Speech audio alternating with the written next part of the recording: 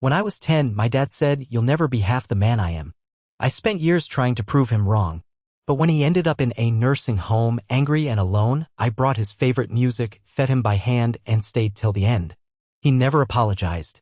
I didn't need him to. When I was 10, my dad told me I'd never be half the man he was. It wasn't a shout or a lecture, just a cold, offhand remark thrown over his shoulder as he walked out of the garage, his boots crunching on the gravel driveway. I don't remember exactly what I'd done to earn it. Maybe I'd cried when he yelled at me for dropping a wrench, or maybe I'd hesitated when he told me to climb a rickety ladder to grab something from the shelf. Whatever it was, his words hit me like a stone sinking into deep water, settling heavy in my chest. I stood there, a skinny kid in a too big flannel, my hands still greasy from trying to help him fix the old pickup truck.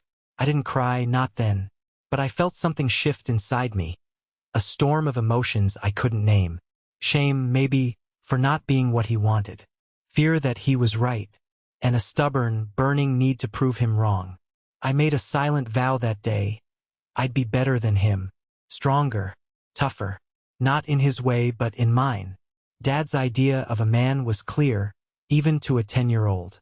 It was in the way he carried himself, shoulders squared, jaw set, never asking for help. It was in the way he worked long hours at the steel mill, coming home with calloused hands and a temper that could flare without warning.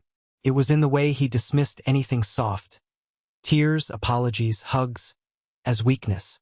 To him, being a man meant standing alone, unyielding, a fortress no one could breach. And I, with my tendency to cry at sad movies or talk about how I felt, was already failing his test. I didn't hate him for it. That would have been simpler. Instead, I loved him in that complicated way kids love parents who hurt them. Desperately, hopefully, always waiting for the moment they'd see you. I spent my childhood chasing that moment. I'd try to mimic his stoicism, biting my lip when I fell off my bike, forcing myself to laugh when he teased me for being soft. But it never worked. The harder I tried to be what he wanted, the more I felt like I was betraying myself. By middle school, I started rebelling in my own quiet way. I'd cry at the end of The Iron Giant and not hide it. I'd hug my friends when they were upset, even if the other boys smirked. I'd volunteer at the local food bank, not because it looked good on a resume, but because it felt right. I talked to my English teacher about anxiety and sadness, words Dad would have scoffed at. Each choice was a small defiance, a way of saying, "I'm not you and I don't want to be." But his voice never left me. "You'll never be half the man I am." It echoed in my head during every moment of doubt, every time I wondered if I was enough. High school was harder. I was a decent student, played soccer, had a tight group of friends. But Dad's expectations loomed larger as I got older. He'd watch me practice and mutter about how I wasn't aggressive enough on the field. He'd see me reading a book and ask why I wasn't out doing something useful. When I got a part-time job at a coffee shop, he called it women's work. I'd grit my teeth and keep going, determined to prove that being a man didn't mean being hard or cold. But no matter what I did, good grades, a game-winning goal, a promotion at work, it was never enough for him. He didn't criticize outright, not always. Sometimes it was just a look, a raised eyebrow, a silence that said more than words ever could. I kept waiting for him to see me, to say I was wrong. "You're doing okay, kid." That hope kept me tethered to him, even as it hurt. When I turned 18, I moved out. Not far, just a small apartment across town, paid for with my coffee shop wages and a scholarship for community college. I told myself it was about independence, but deep down, I knew it was about escape. Living with Dad was like living under a microscope, every move judged against his impossible standard. I needed space to figure out who I was when his voice wasn't the loudest thing in my head. We barely talked after that. I call on holidays out of duty more than desire. He'd answer, gruff and distracted, asking about my job or my classes but never really listening to the answers. I didn't volunteer much either. What was there to say? That I was majoring in social work because I wanted to help people? That I'd started therapy to untangle the knot of insecurity he'd tied in me? He wouldn't understand, and I didn't have the energy to explain. Life moved on. I graduated, got a job at a nonprofit helping at-risk youth, started building a life that felt like mine. I made friends who didn't judge me for being too emotional. I dated, fell in love, got my heart broken, and learned to keep going. I volunteered more, wrote poetry in my spare time, even started a small community garden in my neighborhood.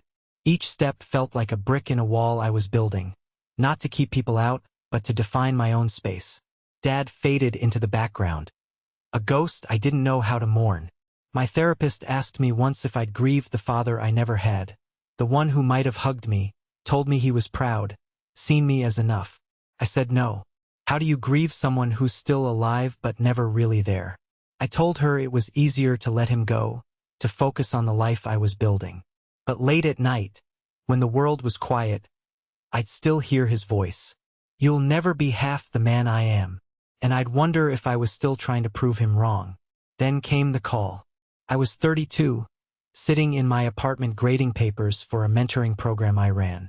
The phone rang, a number I didn't recognize. A woman's voice, calm but professional, told me my dad had had a stroke. He was in a nursing home now, recovering but not fully.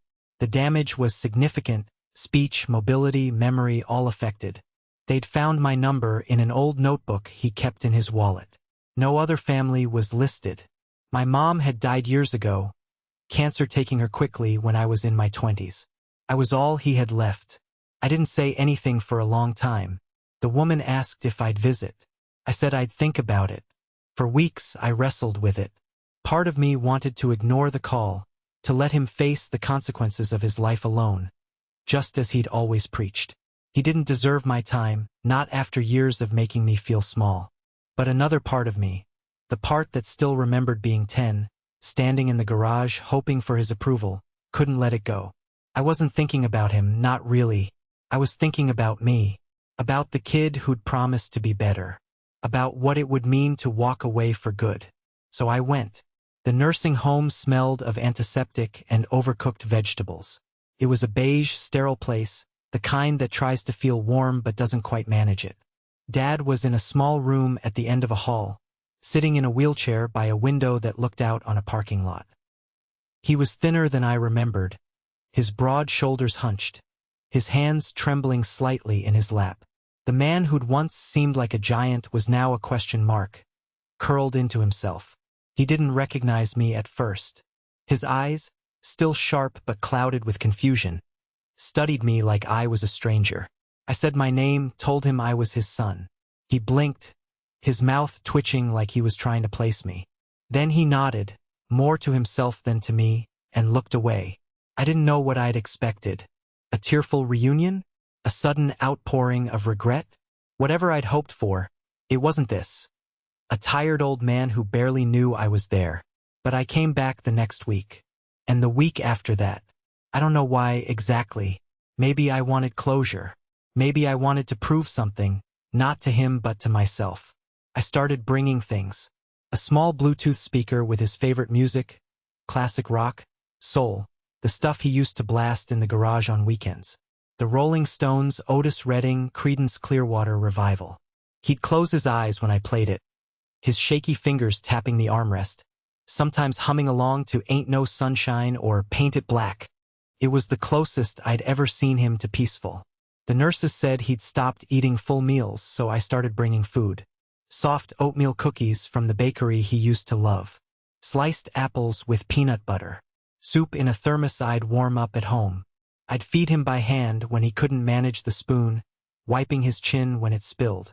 He never thanked me, but he didn't push me away either. That felt like progress. Some days he was lucid. He'd ask questions, his voice slurred but sharp. "What do you do for work?" he asked once, out of nowhere. I told him about my job, about helping kids who felt lost, about the community garden I'd started. He listened, or seemed to, then muttered, "Huh." No praise, no criticism, just a neutral sound. For him, that was a conversation. Other days, he was somewhere else. He'd ask about Mom, forgetting she'd been gone for years. I'd remind him gently, and he'd nod, his eyes drifting to his lap like he was losing her all over again. Once, he asked if I was married. I said no, not yet, but I was happy. He didn't respond, just stared out the window. I kept coming back. Not for him, not really, but for the part of me that needed to know I could show up without expecting anything in return. Each visit was a choice, to care, to be present, to be the man I decided to be, not the one he'd tried to shape. The nurses started to know me by name. One of them, a kind woman named Maria, pulled me aside one day. "He talks about you when you're not here," she said. "Says you're the only one who still comes." Her words hit me harder than I expected. I'd spent so long feeling invisible to him, and now, in his fractured mind, I was the one thing he held on to. As the months passed, Dad got quieter. The music didn't spark him anymore. He stopped eating the cookies, then the soup. He'd stare at the ceiling, his breath shallow, his hands still.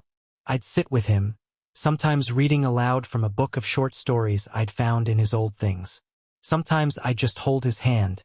When he let me, it was bony and cold. Nothing like the hands that used to toss me a football or fix a carburetor. The night he died, I was there. It was late, the nursing home quiet except for the hum of fluorescent lights. I'd been reading to him. A story about a man rebuilding his life after loss. His breathing slowed, each pause longer than the last. I put the book down and watched him, my own breath catching. Then it stopped. No drama, no final words. Just a quiet end. I pressed the call button and sat with him until the nurses came. They were gentle, professional, but I barely heard them. I just kept looking at him, wondering if he'd ever known how hard I tried to be enough. The funeral was small. A few co-workers from his old job, a neighbor, a cousin I hadn't seen in years. I gave the eulogy not because I had to, but because I wanted to. I talked about his strength, his stubbornness, the way he'd loved music and a cold beer on a summer night. I didn't mention the things he'd said to me, the ways he'd made me feel small. That wasn't the point. I wanted to remember him as a man who'd tried, in his own flawed way, to be something. Afterward, I went home and sat on my porch, playing Ain't No Sunshine on my phone. I don't know if it was for him or for me. Maybe both. Dad never apologized. Not for that day in the garage, not for the years of distance, not for anything. And I didn't need him to. I'd spent my life trying to prove him wrong. But in the end, it wasn't about him. It was about me.